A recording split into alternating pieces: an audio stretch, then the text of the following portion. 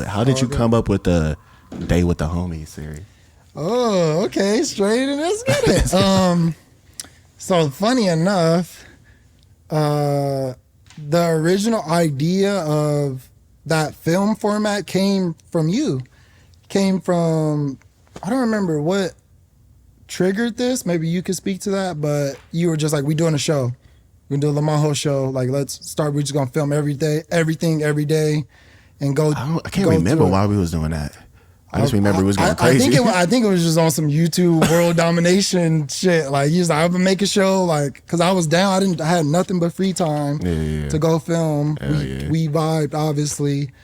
Cause at that point, like, kind of my priority was to help you with your YouTube channel. Yeah. In return, we would just highlight my channel at the end of the videos. But to me, it was a fair trade, obviously, because we'll get into you and the blueprint you laid. But I was happy to take the train every day to go to y'all's to meet up because I knew we was gonna work. We was gonna. How long was that train ride? Be busy. What was that, from Paramount to Inglewood? Green Line, probably like 25 minutes. Because the train ain't no traffic. Yeah, that's true. But skating to the train, skating from the train. Yeah. Probably like a 45 minute commute every day. Damn, that's crazy. I did not know that when you told me that earlier when we was texting and shit. Yeah. That it came from that shit. But literally. Oh yeah, but I didn't even answer the question.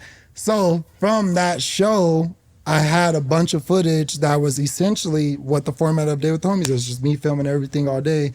Cause we like set it up. We would be like, oh, we're going to Primitive today to get clothes. Okay, then from there we're gonna go to Nigel's house, then from there to go do that. So I don't know what happened. We eventually shifted focus on the show, but I still had those days documented. Yeah. So I don't know if you remember this. Nigel took us to Phoenix Am. I remember that. Yeah, and that I edited it on the way there, and then I posted it, which is still, you could look it up now. It still says A Day with the Homies, episode 1. I gotta bring that shit up on the screen. So, but that was me filming with my DSLR, which the actual inception of when I created the show was with GoPro, because it was a pitch to GoPro. I fucking hated the GoPro shit back then, bro. not you filming. I just hated filming GoPro. That was all irritated me. Shit. I did horrible in that motherfucking contest. That shit was a hot ass motherfucking day. Yeah, and shit like that. But that's how I got on Converse and shit like that. Wow, that shit was crazy. But so as a skate filmer, how did you get into it? Like, how did that all start? So it basically started, man. I gotta shout out the homies always, because the first like 4 years, I would say, of my skate filmer career was on other people's cameras. Yeah. So it started from my homie Eric Post. You remember Eric? The tall nigga? Tray Flip Eric. The skater that was. Nah, he tall now, but he wasn't tall back then. But whatever. His mom brought him a little camera. So as kids do, we like, oh, we should make a little YouTube video. So this is before my channel before I even thought of Davonte Jolly as a channel. So we made a skate park video, which is still on YouTube, like VP Monty. But I'm not a filmer. I'm skating in the shit. We just kind of like passing the camera off. Yeah. So made that video. That was the first video I edited at the donut shop with Ishmael that same night. And I was like, oh, this is kind of fun. Like, it was a spark there, you know? So from that, I started a channel just for that video. That's literally the only video that's on that channel is that video.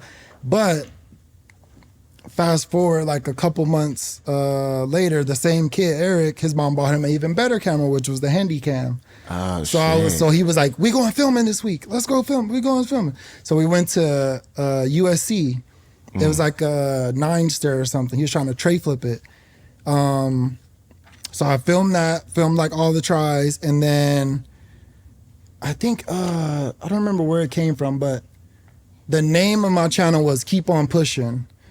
And then the first video that I made of Eric was called Keep On Trying, was him trying to do the tray flip. So it's basically like a raw cut, essentially, and tray flip, and then he lands it. And then I was like as I was editing it, I was like, I might like stick with this, you know? Like at this point, everyone's still passing off the Handycam, like everyone's filming. But I would say I made another Keep On Trying video with Ishmael on a manual pad, because that was his bag back then. And then from that video, I was like, I'm the filmer now. Like, He said, fuck it, this one yeah, I'm gonna do, nigga. Because I didn't like, because I think that I had missed the weekend for some reason, and then, you know, other people were filming, and I didn't like the way they filmed the footage, but I had to do it, and I was like, I'm the filmer now. I'm the filmer. I got this. Like, that's fucking fire. And that was what sparked it. Shit, what was your favorite video so far that you filmed? Like your most meaningful video? Godspeed. Definitely. Yeah. That shit blew the fuck up. It's crazy. Yeah. Tell me how that shit went about.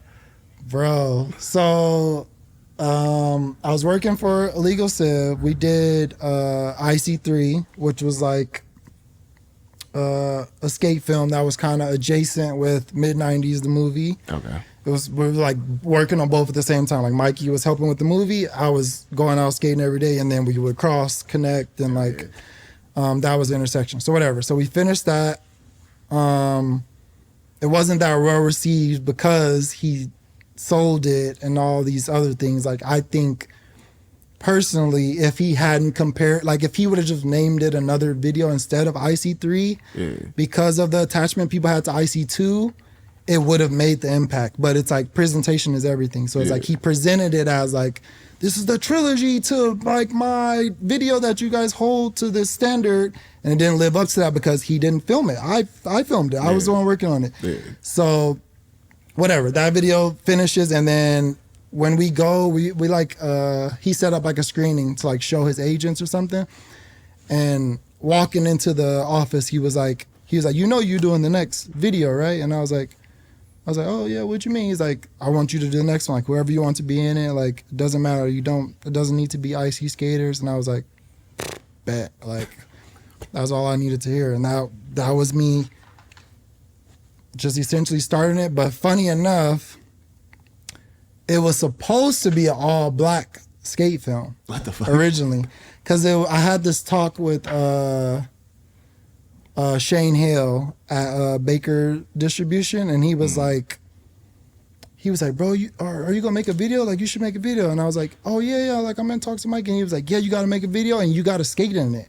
He's like, there's very few filmers that can like actually skate and like document skateboarding just as good. So that was kind of the spark for the idea. Yeah. And then the first person I went skating with was Zion, and Zion was like, bro, we got to do an all black video. It got to be all black. Like, nah, come on, bro. Like, it's time. Like, da-da-da. So he got like 4 clips that day. I was like, oh yeah, ball rolling. But Alex ended up getting on IC, and he came with like 2 minutes of footage already. I was like, bro, there's no way I'm leaving him out of this video to make it all no, that's done. It's just gonna be a homie video. It would have hurt you more than anything. It was it's like it's still, you still feel that without me excluding other races, which I obviously think was better. Like